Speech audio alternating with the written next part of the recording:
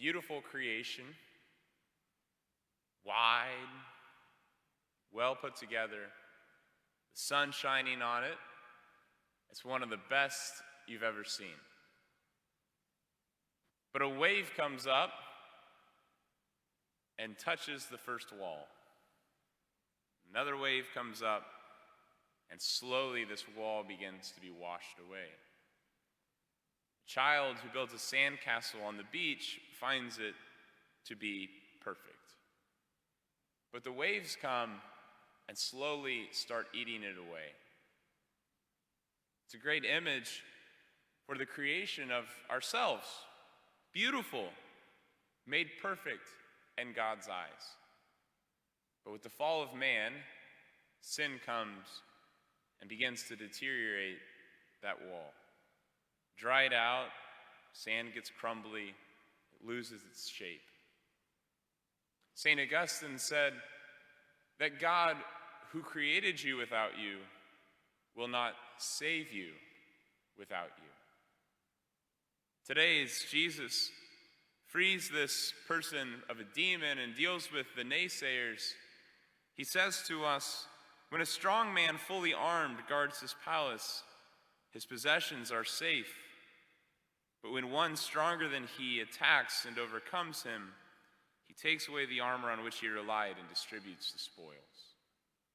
Do we rely solely on ourselves to be that exterior wall that's perfect? Or when sin comes and buffets and removes that wall or even washes it away, do we allow God to reconstruct it? Or do we simply just use that cleansing to push the sand back? Jesus today tells us that he gives us the ability to reconstruct, to rebuild. He desires nothing more. The kingdom is present in their midst, is present in our midst. Jesus allows us to reconstruct, but do we allow him to be the builder? Do we simply reconstruct the walls after confession with a feeling of being good? Or do we truly allow the grace of God to set foot in our life and to build up a new wall, a perfect wall, an impenetrable wall of virtue?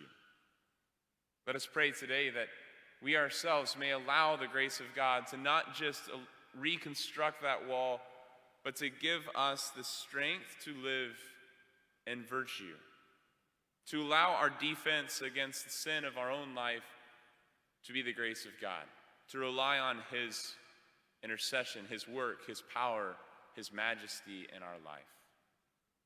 For if we are with God, who can be against us?